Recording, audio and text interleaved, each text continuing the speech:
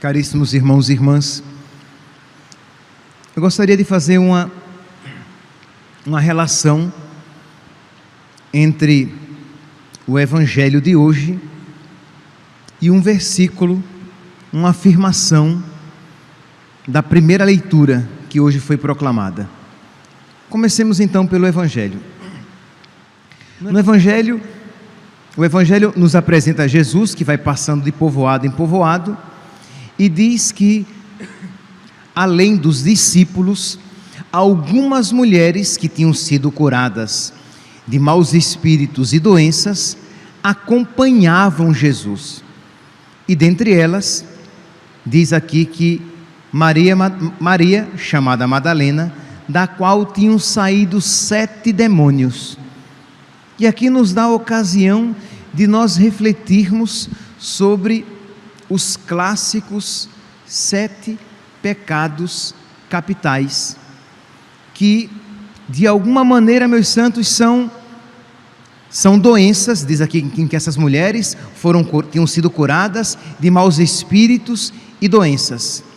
Então, os pecados capitais, eles são doenças, eles são maus espíritos que vivem em nós. Eles não são literalmente pecados, embora a terminologia clássica seja pecados capitais. Mas eles não são propriamente pecados, porque para que haja pecado, tem que haver liberdade e deliberação, vontade, intenção de se fazer. Se vocês depois quiserem, eu até aconselho vivamente que vocês o façam.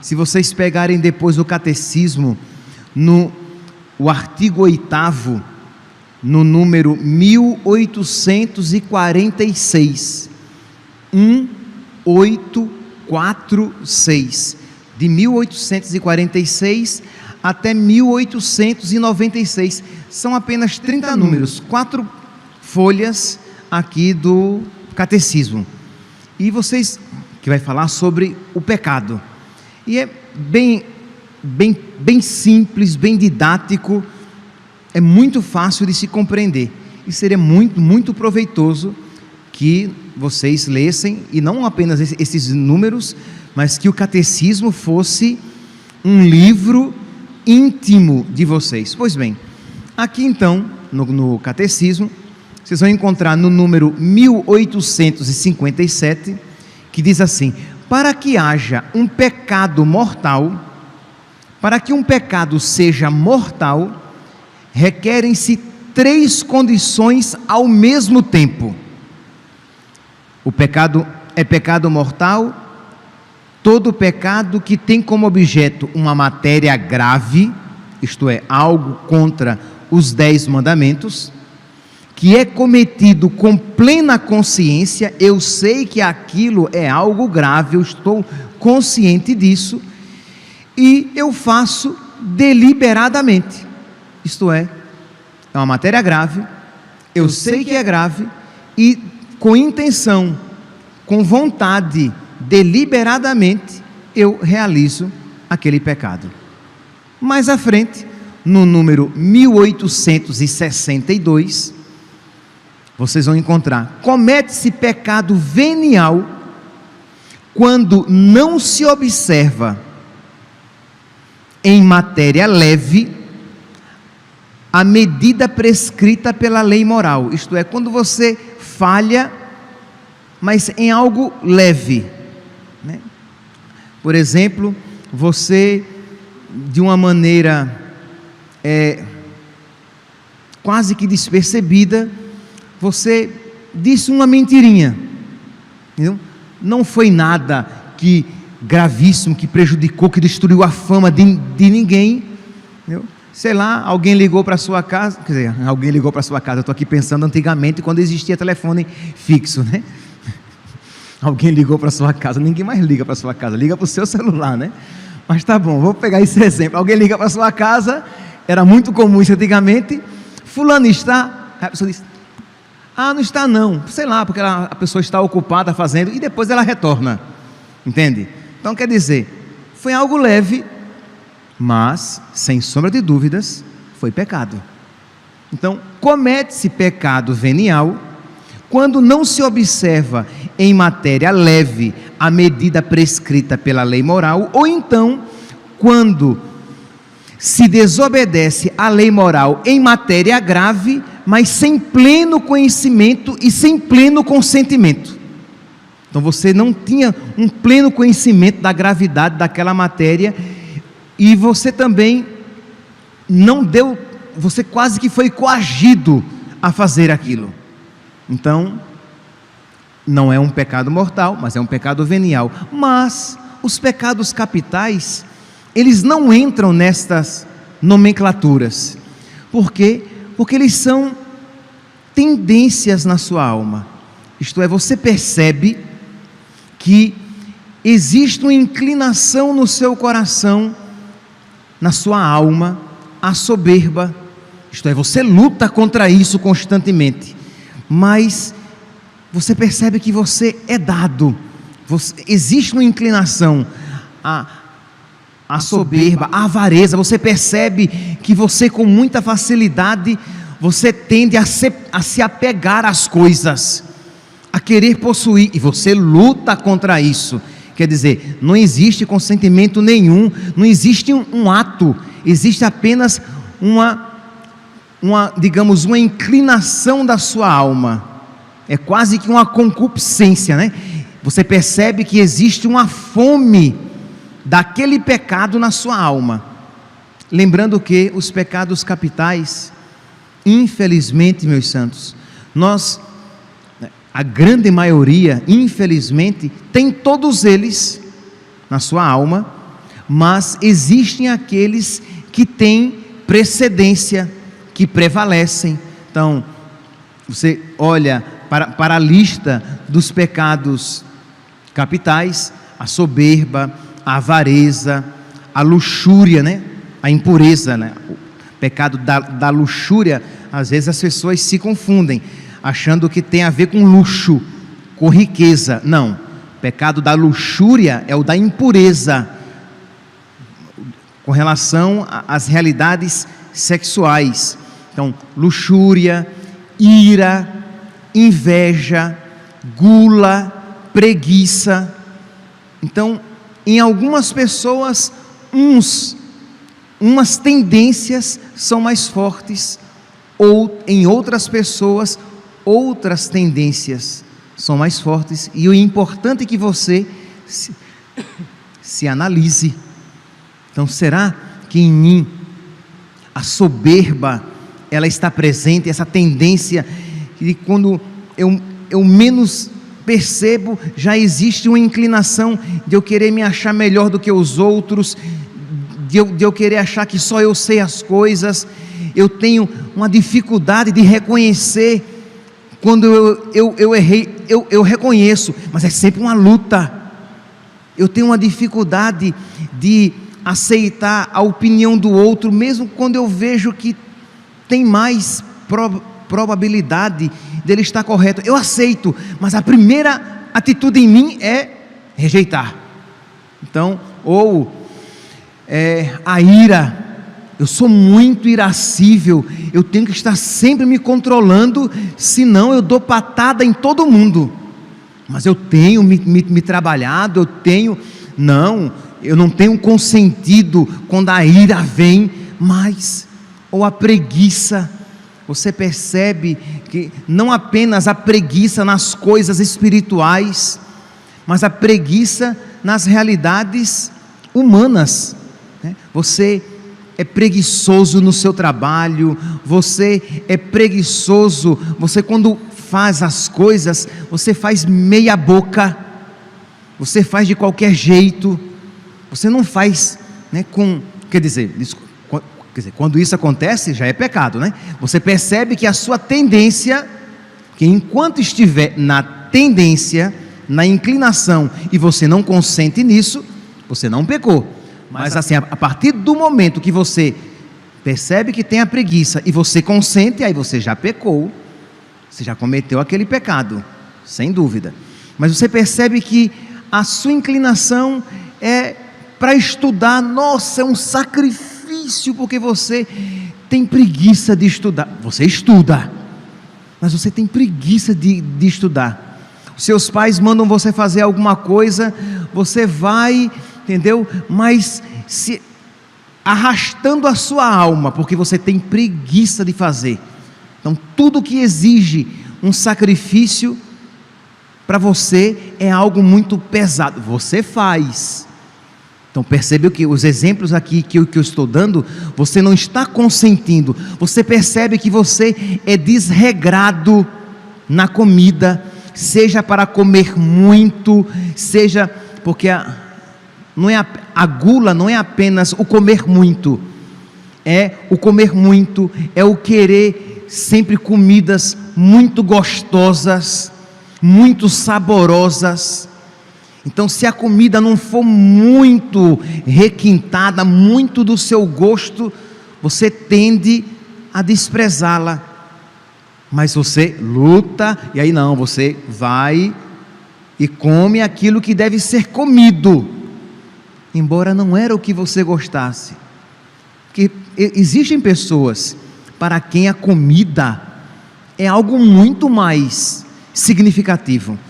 Existem outras pessoas que elas comem comidas não muito saborosas de uma maneira tranquila. A comida não é tão essencial assim, não é uma realidade tão central, e ela percebe em algumas pessoas que ela tende mais para a gula. Então é importante você ir se conhecendo.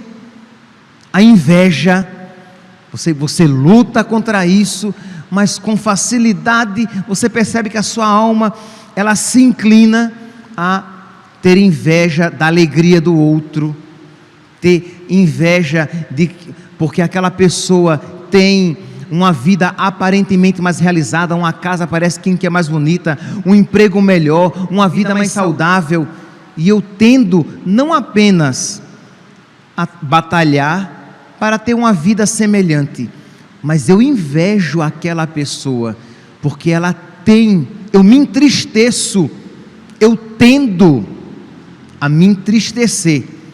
Repito, quando você se entristece, quando você consente com aquela atitude, você peca.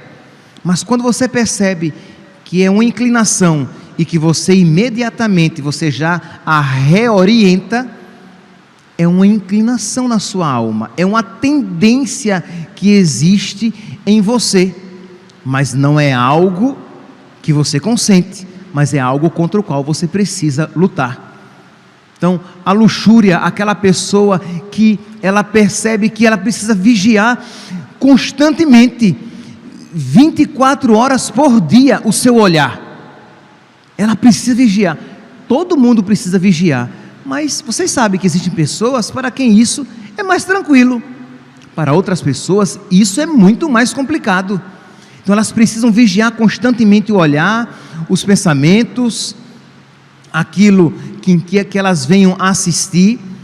Elas percebem que elas se sentem seduzidas com mais facilidade a roupas imodestas, a canções imodestas, e elas precisam constantemente se vigiar para não ceder, porque existe uma fome na alma dela para realidades que levam à luxúria. Pois bem, isso aqui então, de uma maneira bem resumida, essas realidades dos pecados capitais, e que, repito, que é importante que você medite sobre isso, para que você se conheça, e vendo as suas doenças, você possa melhor tratá-las. E eu disse que eu queria fazer uma relação do Evangelho com a primeira leitura. Então, tomemos aqui o pecado capital da avareza, a pessoa que tende a colocar a sua alegria nas coisas do mundo. Ela tende a querer, ela interpreta possuir com felicidade. Ela interpreta possuir este mundo, e entenda aqui, possuir este mundo, por possuir tudo aquilo que este mundo pode oferecer, de modo que tudo nela, existe uma tendência a ela voltar com muita facilidade os seus olhos para as coisas deste mundo, porque existe essa tendência da avareza, do querer possuir, do querer ter, do querer experimentar. E uma pessoa que perceba esta inclinação no seu coração, ela tende mais facilmente para isto que São Paulo fala aqui na primeira carta aos Coríntios, no capítulo 15, no versículo 17: se é para esta vida que pusemos a nossa esperança em Cristo, nós somos, de todos os homens, os mais dignos de compaixão. Isto é, meus santos, todos nós corremos esse perigo, mas o avarento, sobremaneira, muito mais. Isto é, ele será capaz até de querer se utilizar da religião e de Cristo e da sua fé para ter um objetivo concreto e vantajoso neste mundo. Isto é, ele segue a religião porque ele quer alcançar bênçãos, ele quer ser abençoado por Deus, porque ele quer possuir uma vida muito feliz, porque ele quer ter bens nesta vida, porque ele quer ter muita saúde. Então é sempre uma visão materialista, inclusive das realidades espirituais. Isto é, uma pessoa que tem fé não pensando na vida eterna, uma pessoa que busca Cristo não pensando em glorificar a Deus e alcançar a sua salvação. Não, uma pessoa que busca a Cristo porque ela quer ter uma vida próspera, porque ela quer ter uma vida tranquila, porque ela quer pagar as suas contas, porque ela quer alcançar uma graça material, isto é, ela quer alcançar a cura de uma doença, ela quer alcançar um casamento, um bom casamento. E aqui me vem à mente aquele texto a respeito do qual nós refletíamos ontem, de São Roberto Bellarmino, que diz: riqueza ou pobreza, saúde ou doença, glória ou humilhação, nada disso deve ser buscado em si mesmo. Se algo concorre para a minha salvação e para a glória de Deus, ele é bom, seja riqueza ou pobreza, saúde ou doença, glória ou humilhação. Se aquilo concorre para a minha salvação eterna, aquilo é bom. Mas se aquilo concorre para a minha perdição, é mal, mesmo que seja saúde, mesmo que seja riqueza, mesmo que seja beleza, mesmo que seja inteligência. Então, de buscar Deus pelas coisas espirituais, de ter fé por causa de Jesus ressuscitado, e não apenas com os olhos voltados para este mundo, que é a tendência do materialista, que é a tendência do avarento, e que é uma tendência que existe em todos nós, de modo que, quando nos sentimos frustrados neste mundo, nós vacilamos na fé. Por quê? Porque existe a inclinação, a tendência no nosso coração de buscar Deus, mas com os olhos voltados para este mundo. E este mal não é apenas do avarento. Esta tendência, esta má inclinação existe em todos nós. Como é difícil! Isso requer virtude, isso requer ação do Espírito Santo. Como é difícil amar Deus por Deus mesmo, buscar Deus por Deus mesmo, ter fé em Deus por causa de Deus, e praticar a própria religião, porque isso alegra a Deus e propicia o meu encontro definitivo com Ele. Fazer a quaresma de São Miguel, por quê? Porque eu quero ir para o céu, e porque eu quero que os meus também vão para o céu. Então, sempre realidades espirituais. Não que você não possa suplicar e buscar realidades criadas, materiais, pedir a Deus a saúde, pedir a Deus a paz familiar, pedir a Deus um bom casamento. É claro que tudo isso pode ser pedido, mas sempre tendo em vista as realidades futuras, as realidades eternas, para que isso, Senhor, me ajude a ir para o céu, para que isso, Senhor, me ajude a te dar glória cada vez mais com a minha vida. Porque, meus santos, se é para este mundo, simplesmente para as coisas deste mundo, que nós buscamos a Cristo e colocamos nele a nossa fé, nós somos os mais dignos de pena. Peçamos a nosso Senhor que envie aos nossos corações o Espírito Santo para que Ele ilumine todas as coisas. São João diz que as trevas fogem da luz para que as suas obras não sejam manifestas.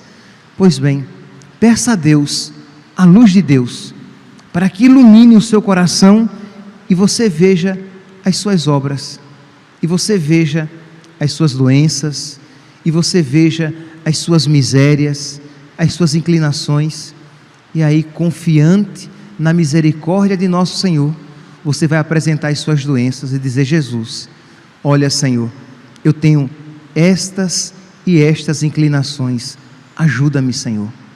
Olha, Senhor, o meu coração é tão doente nisto e naquilo, em tudo isso, Senhor, mas principalmente nesses 2 ou 3 pecados capitais, isto é, eles são ponte para outros pecados, para outros desregramentos. Me ajuda, Senhor. E aí você que quando ouve a palavra de Deus, sempre ouvindo aquela palavra, mas tendo em vista a cura, né, a reordenação do seu coração. Quando você recebe Jesus na Eucaristia, você recebe nosso Senhor, mesmo estando em estado de graça, você acabou de se confessar, mas as inclinações, as doenças continuam. Vocês sabem. Sei lá, se eu pedisse aqui, levante a mão quem já se confessou nesta semana, eu tenho certeza que pelo menos 10 levantariam a mão. E vocês sabem que estas más inclinações ainda continuam. Não são consentidas, você está lutando contra elas, mas elas estão ali presentes. Pois bem, recebendo Jesus na Eucaristia, apresente a Jesus este coração. Jesus, eu tenho isso na minha alma, eu tenho combatido tanto, e isso infelizmente ainda me tira tanto a paz. Me ajuda, Senhor, me ajuda a te amar ainda mais, para que com mais zelo, com mais determinação, eu lute contra isso, de modo que essas doenças tenham cada vez menos ação na minha alma, de modo que a minha alma seja cada vez menos tocada por essas inclinações, de modo, Senhor, que eu seja cada vez mais livre para vos amar e vos servir. Peçamos isso ao nosso Senhor e peçamos neste dia, nesta sexta-feira, em que nós nos recordamos do Sagrado Coração de Jesus. Louvado seja nosso Senhor Jesus Cristo, para sempre seja louvado.